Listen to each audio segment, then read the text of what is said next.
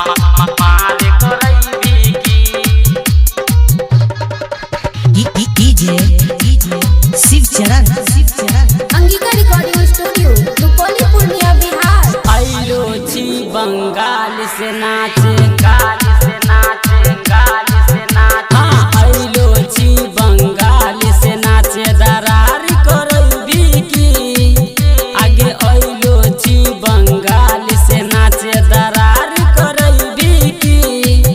हई ढोरी देखाई के छोरावा सब में मार करैबी की। हई ढोरी देखाई के छोरावा सब में मार करैबी की। आइलो छी बंगाल से नाच दरार करैबी की आगे आइलो छी बंगाल से नाच दरार करैबी की। हई ढोरी देखाई के छोरावा सब में मार करैबी की। हई ढोरी देखाई के छोरावा सब में मार करैबी की। मार करैबी की मार करैबी की।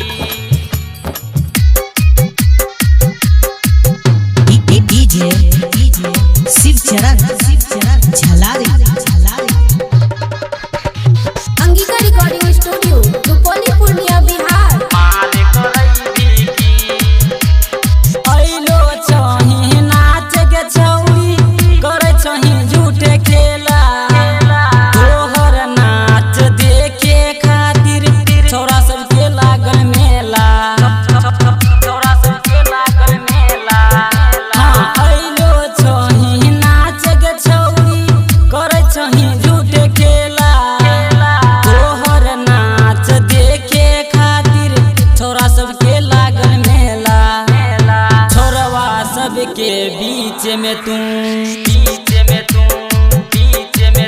हाँ छोरवा सब के बीच में तू तकरार करैबी की आगे छोरवा सब के बीच में तू तकरार करैबी की। हई ढोरी देखाई के छोरवा सब में मार करैबी की। हई ढोरी देखाई के छोरवा सब में मार करैबी की। आइलो छी बंगाल से नाचे मार करैबी की।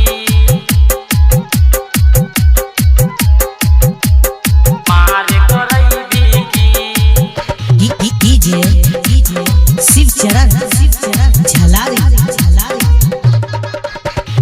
Angika recording studio Rupauli Purnia Bihar. मार करैबी की। कहे छौ राइटर सूरज छौरा चोली के बटन छौ खुलल। ढोरी के एक बीता ऊपर तोहर लाग छौ के फूलल। लाग छौ के फूलल।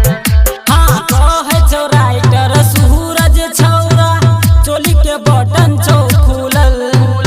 ढोरी के एक बीता ऊपर तोहर लाग छौ के फूलल।